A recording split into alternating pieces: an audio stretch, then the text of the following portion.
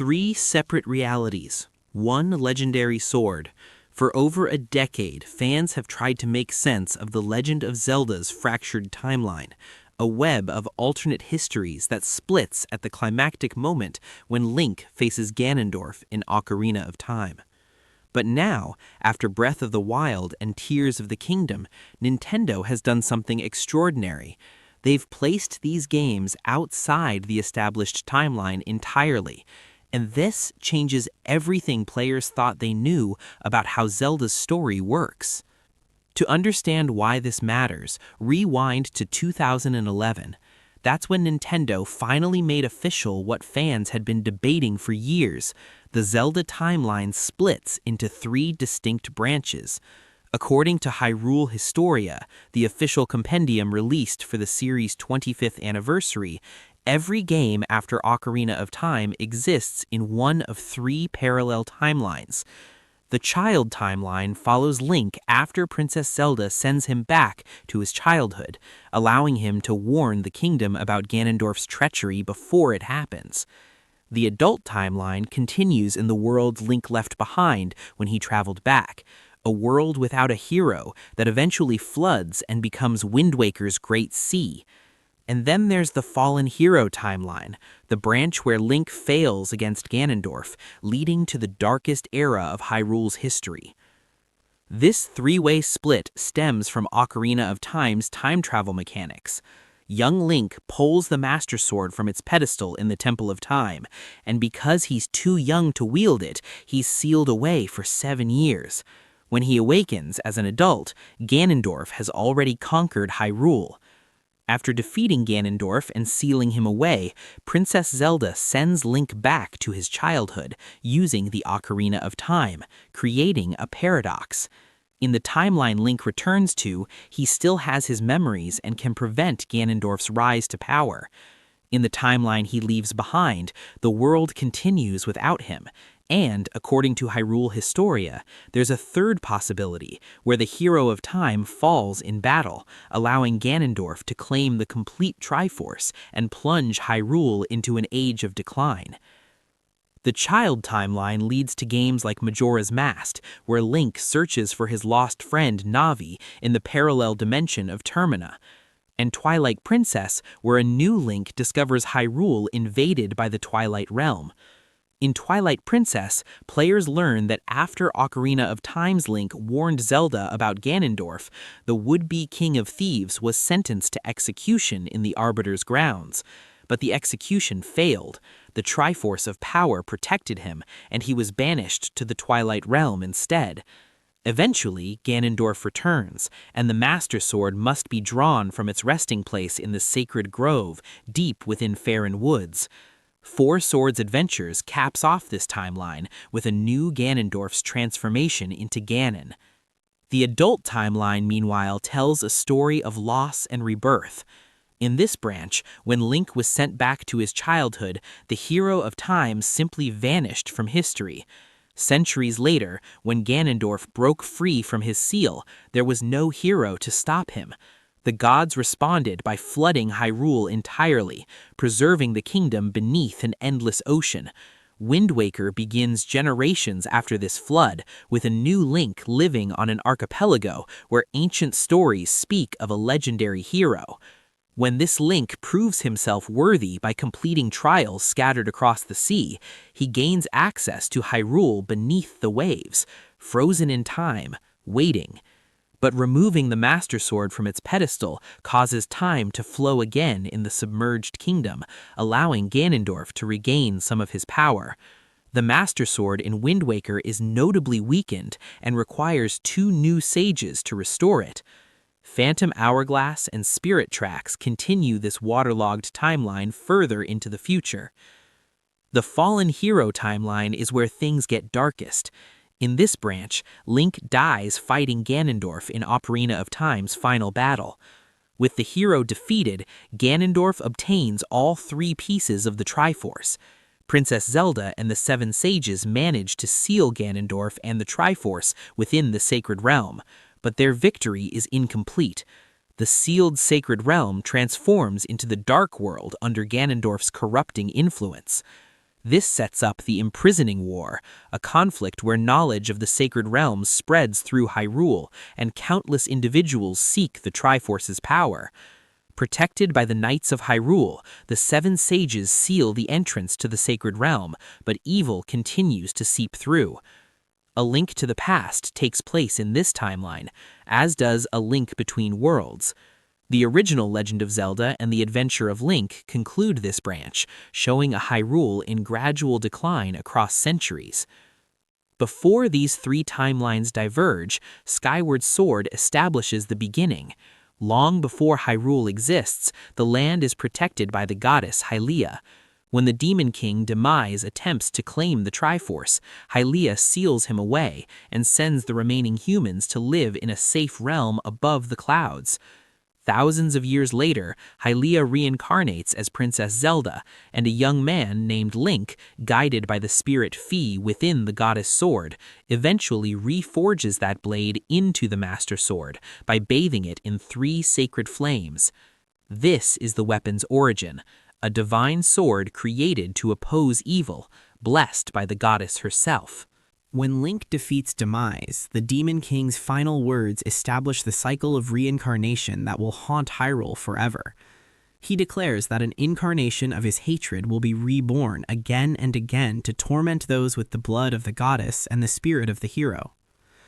The Master Sword's consistent presence across all 3 timelines makes it unique. While Link, Zelda, and Ganon are different individuals in most games, reincarnations bound by Demise's curse, the Master Sword is explicitly the same weapon throughout history. Skyward Sword establishes that the Goddess Sword becomes the Master Sword, blessed with sacred power and inhabited by Fi, an ancient spirit created by Hylia. In Breath of the Wild, Princess Zelda mentions hearing a feminine voice from within the Master Sword, confirming Fi still exists within the blade even tens of thousands of years later. In A Link to the Past, the sword rests in its iconic pedestal in the Lost Woods, waiting for a hero with the 3 pendants of virtue. In Ocarina of Time, it sits in the Temple of Time, serving not just as a weapon, but as a key to the sacred realm and a bridge between past and future. In Twilight Princess, the Master Sword rests in the ruins of what was once the Temple of Time, now overgrown and forgotten in the Sacred Grove. In Wind Waker, it waits in frozen Hyrule beneath the sea, its power diminished but not destroyed. In A Link Between Worlds, it returns to the Lost Woods. The sword moves through history, always present, always waiting for the next hero. What makes the Master Sword so crucial to any discussion of timeline convergence is that it exists in all 3 branches simultaneously. Unlike the heroes who fail or succeed in different ways, unlike the kingdoms that flood or endure, the Master Sword persists. It's described in multiple games as the Blade of Evil's Bane, the Sacred Sword, the sword that seals the darkness. Its power comes from the divine light of the goddess Hylia herself, and while it can be weakened or damaged, it cannot be truly destroyed. This brings us to Breath of the Wild and Tears of the Kingdom, the games that have fundamentally changed how Nintendo presents the Zelda timeline. When Breath of the Wild released in 2017, fans immediately began speculating about where it fit. The game contains references to multiple timelines. There are Koroks, who evolved from the Kokiri in the adult timeline after the Great Flood. There are Rito, bird-like people who also evolved from the Zora in the adult timeline. Yet there are also Zora in Breath of the Wild, which contradicts their evolution into Rito. Stone monuments in Zora's domain mention Princess Ruto awakening as one of the 7 sages, an event that occurs in both the adult and fallen hero timelines, but not the child timeline. There are references to locations and events from all 3 timeline branches. Series producer Eiji Aonuma addressed this confusion in interviews, stating that Breath of the Wild takes place at the very end of the timeline, but deliberately leaving ambiguous which timeline branch it concludes. The official companion book, Creating a Champion, offers a crucial detail. It states that by the time of Breath of the Wild, 10,000 years have passed from previous events, and everything before has faded into myth. The book describes these ancient stories as legends passed down through generations, their exact historical details obscured by time. Then, in August 2024, Nintendo displayed an updated official timeline at Nintendo Live 2024 in Sydney. The revelation shocked fans. Breath of the Wild and Tears of the Kingdom are shown as completely separate from the three established timeline branches. They exist as standalone entries, disconnected from the adult, child, and fallen hero timelines. This wasn't a placement at the end of one specific branch, it was a statement that these games operate in their own reality entirely. This decision makes sense when examining Tears of the Kingdom's story. The game revolves around time travel, with Zelda being sent thousands of years into the past to the era when Hyrule was first founded by King Rauru and Queen Sonia. In this ancient past, a Ganondorf arises and begins the conflict that will span millennia. Yet this creates apparent contradictions. If this Ganondorf was sealed beneath Hyrule Castle from the kingdom's founding, how could previous Ganondorfs exist in other games? How can the Master Sword simultaneously rest beneath Hyrule for thousands of years, where Zelda sends it back in time, and appear in pedestals throughout Hyrule's history? The answer Nintendo has chosen is elegant in its simplicity. They're not trying to make it fit. By placing Breath of the Wild and Tears of the Kingdom outside the established timeline, Nintendo acknowledges that these games tell their own complete story without needing to reconcile every detail with what came before. This is reinforced by developer statements emphasizing that gameplay and creative freedom come before strict timeline adherence. In multiple interviews, Aonuma has expressed worrying about chronology boxes in creative decisions and limits what the development team can accomplish. But this raises the tantalizing question, could a future Zelda game bring these timelines together? Now that Nintendo has shown a willingness to treat the timeline as flexible rather than absolute, the possibility of convergence becomes more intriguing. There are several ways this could theoretically happen. The first possibility involves the passage of vast time. Creating a champion explicitly states that events fade into myth after enough time passes. If Breath of the Wild is set after the three timelines have run their courses, perhaps tens or hundreds of thousands of years after the last games in each branch, those separate histories could naturally merge into a singular legendary past. The specific details that distinguish one timeline from another blur and combine into collective mythology. Princess Ruda becomes a sage in multiple timeline versions of history. The Great Flood becomes one legend among many about Hyrule's cycles of destruction and rebirth. A second possibility involves the Triforce itself. The Triforce grants wishes to those who possess the three virtues of power, wisdom, and courage in equal measure. Throughout the series, the Triforce has demonstrated reality-altering power. In A Link to the Past, Ganon's wish on the incomplete Triforce transforms the sacred realm into the Dark World. In Wind Waker, the King of Hyrule uses his wish to wash away the Old Kingdom entirely. Could someone in the distant future use the Triforce to weave the fractured timelines back together? The Triforce has been conspicuously absent from Breath of the Wild and Tears of the Kingdom's present-day story, appearing only in ancient symbolism and Zelda's sealing power. Its return could herald a reunification of Hyrule's splintered history. The Master Sword presents yet another avenue for convergence. The blade already exists across all timelines simultaneously, and Skyward Sword establishes that time travel is intrinsically linked to the sword's power. In Ocarina of Time, Link uses the Master Sword to travel between his childhood and adulthood, creating the timeline split in the first place. Could the sword be used in reverse, to bridge the timelines rather than divide them? Breath of the Wild's Princess Zelda speaks of the Master Sword being bound to the chosen hero, whether adrift in time, skyward bound, or steeped in the glowing embers of twilight. This single line references all three timeline branches: Wind Waker's ocean voyage, Skyward Sword's sky realm, and Twilight Princess's shadowy invasion. She speaks of them as if they all happened in the same history. Tears of the Kingdom introduces another element, the Light Dragon. When Zelda consumes a secret stone and transforms into an immortal dragon, she exists for thousands of years, carrying the Master Sword through time itself until Link can retrieve it in the present. This demonstrates that beings can transcend normal temporal limitations in the Zelda universe. Could a similar mechanism allow someone or something to exist across multiple timeline branches simultaneously, experiencing and unifying their separate histories? The precedent for timeline flexibility already exists in spin-off titles. The original Hyrule Warriors, while not canon to the main series, features a story where different timeline branches are merged together due to temporal distortions. Sia, the game's antagonist, opens portals across time and space, bringing together heroes and villains from different eras. While this particular story isn't part of official continuity, it demonstrates Nintendo's willingness to play with the concept of timeline convergence in Zelda fiction. There's also the philosophical approach to consider. The Legend of Zelda Encyclopedia, an updated timeline published in 2017, includes a note stating that the timeline can be interpreted a number of ways and may change depending on new discoveries that have come to light and on the player's imagination. Nintendo has consistently emphasized that the games are legends passed down through generations, not rigid historical records. This approach allows for contradictions and multiple versions of events to coexist. Perhaps convergence isn't about making the timelines literally merge, but about acknowledging that all versions of Hyrule's history are simultaneously true in the mythological sense. From a game design perspective, convergence offers interesting possibilities.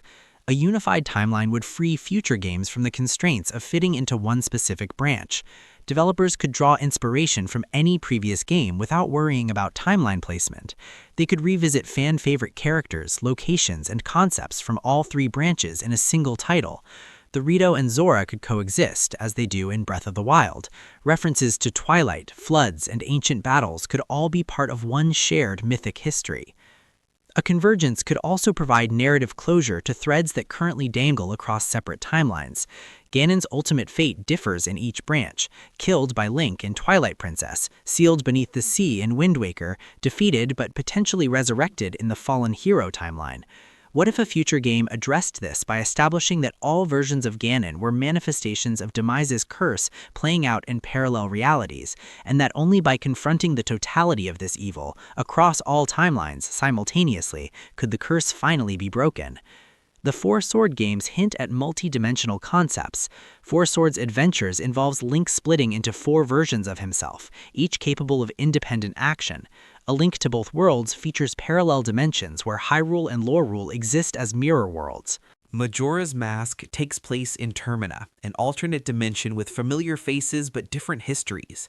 The series has never shied away from metaphysical concepts.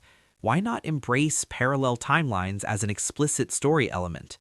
One could imagine a game where Link must travel between timeline branches, witnessing how the same events played out differently in each.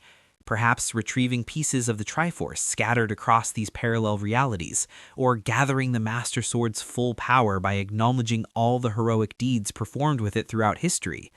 The game could climax with these timelines folding back into a single point, not erasing what came before, but weaving it together into a unified tapestry. Yet there are valid reasons Nintendo might choose not to pursue convergence. The current approach, treating Breath of the Wild and Tears of the Kingdom as separate from the established timeline, gives the development team maximum creative freedom.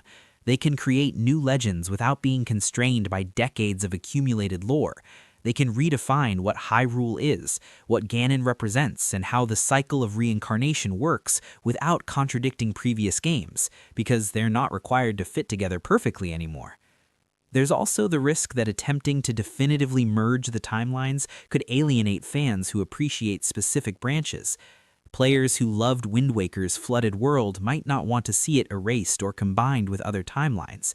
Fans of Twilight Princess's darker tone might resist seeing it blended with the more whimsical elements of other games. The timeline split, messy as it is, allows different tones and styles to coexist without conflicting. Convergence could feel like losing that variety. Furthermore, Nintendo has never treated the timeline as sacred. The company has repeatedly revised official placements, acknowledging that continuity is secondary to creating fun games. Miyamoto and Aonuma have both stated in interviews that they design gameplay first and worry about lore implications afterward. The timeline exists to give context to the games, not to restrict what the games can do. In this philosophy, explicitly converging the timelines might be unnecessary. Nintendo can simply continue making games in whatever setting best serves the gameplay, and fans can interpret timeline placement however they wish. The Zelda series has always thrived on this flexibility. It's a franchise built on retelling the same core story, hero, princess, evil, in infinitely varied ways. Every game is both a standalone adventure and part of a larger mythology. This paradox is the series' strength. Players can enjoy each game independently while also appreciating the connections between them. A casual player can experience Breath of the Wild without knowing anything about Ocarina of Time's timeline split. A dedicated fan can spend hours analyzing how every game connects. If Nintendo were to pursue convergence, the most likely approach would be subtle rather than explicit. Rather than a game where Link travels between timelines and literally merges them through gameplay, convergence might manifest as a gradual blending in future titles.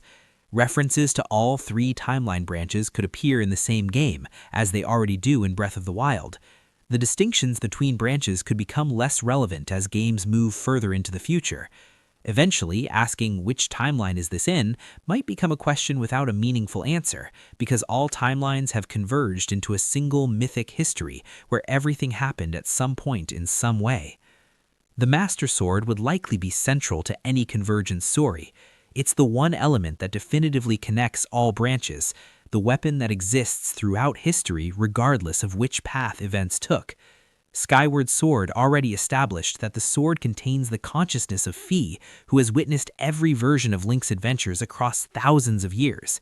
If anyone in the Zelda universe could perceive and navigate between timelines, it would be the ancient spirit dwelling within the Master Sword.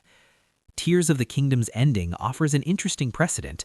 When Link pulls the Master Sword from the Light Dragon's skull, he's essentially retrieving a weapon that has existed for tens of thousands of years in a form outside normal time. Zelda as Dragon carried the sword through millennia, allowing it to regain its power. This same mechanism could theoretically apply to timelines. The Master Sword, existing in all branches simultaneously, could serve as an anchor point around which separate histories collapse back into one. What would a convergent timeline mean for the recurring elements fans expect? Link, Zelda, and Ganon would still be reincarnated across generations. That's established by Demise's curse and wouldn't need to change. The Master Sword would still be the legendary weapon passed down through ages. The Triforce would remain the ultimate source of divine power. Hyrule would still fall and rise again in endless cycles. These core elements transcend any specific timeline branch. Convergence wouldn't eliminate them, it would simply acknowledge that they've played out in multiple ways that are all equally true. The practical reality is that Nintendo will make whatever creative decisions best serve their vision for future games. If a convergent timeline enables a story they want to tell, they'll pursue it. If maintaining separate timelines or abandoning timeline concerns entirely better serves their purposes, they'll do that instead. The Zelda series has never been about strict continuity. It's about the timeless appeal of heroic adventure, the satisfaction of exploration and discovery, and the emotional resonance of characters fighting against overwhelming darkness. Consider what Breath of the Wild and Tears of the Kingdom accomplished by operating outside the established timeline. They told deeply personal stories about Link and Zelda as individuals, not just as archetypal hero and princess. They explored Hyrule's history as myth and legend, showing ruins that hint at grandeur without requiring players to know specific lore. They created a sense of vast time passing, of kingdoms rising and falling across eons. These games felt more epic precisely because they weren't constrained by needing to reference specific events from previous games. They could evoke the feeling of Zelda's history without being bound to its details. A future game could build on this approach. It could present a Hyrule where scholars debate which legends are true, where different regions remember different versions of the same stories, where the timeline split is acknowledged as historical uncertainty rather than literal alternate dimensions. This would mirror how real-world mythology works. There are multiple versions of Greek myths, for instance, and they're all considered part of Greek mythology even though they contradict each other. Hyrule's history could function the same way. The question of whether Zelda's timelines will converge ultimately depends on what story Nintendo wants to tell. If convergence serves a compelling narrative purpose, it will happen. If maintaining separate branches or abandoning timeline concerns altogether better supports their creative vision, they'll do that instead. The beauty of the Zelda series is that it's flexible enough to accommodate any approach. These are games about timeless themes: courage, wisdom, power, the eternal struggle between light and darkness, and those themes resonate regardless of timeline placement. What fans can be certain of is that the Master Sword will remain central to whatever comes next. It's the series' most iconic symbol, the weapon that has appeared in the majority of games since A Link to the Past introduced it over 3 decades ago. Whether it's used to bridge timelines or whether future games simply continue the approach of Breath of the Wild and Tears of the Kingdom, treating history as mythic rather than concrete, the blade of evil's bane will endure. The sword that seals the darkness will continue to rest in forests, temples, and ruins, waiting for the next hero to draw it forth. Perhaps the answer to whether timelines will converge is less important than what that convergence would represent. At its heart, the idea speaks to the fundamental truth of the Zelda series, that every game, every link, every adventure is part of a larger whole. Whether timelines literally merge or simply blur into shared mythology, the result is the same: a franchise that honors its past while remaining free to innovate its future. The Legend of Zelda has always been about cycles: the cycle of day and night, the cycle of seasons, the cycle of hero and villain locked in eternal conflict. Perhaps the timeline itself follows a cycle, diverging and converging across ages, always returning to the same fundamental story told in new ways. As players look toward future Zelda games, the possibility of convergence adds another layer of anticipation. Will Nintendo explicitly address the timeline? Will they continue treating it as flexible myth rather than rigid history? Will the Master Sword play a role in unifying Hyrule's fractured past? Whatever approach they choose, one thing remains constant: the legend continues. New heroes will rise, new kingdoms will fall and be reborn, and somewhere, in a forest, temple, or forgotten ruin, the Master Sword will wait once again, ready for the next adventure. Because that's what Zelda is ultimately about: not the specific details of chronology, but the timeless appeal of becoming the hero, saving the kingdom, and writing your own legend in Hyrule's endless story.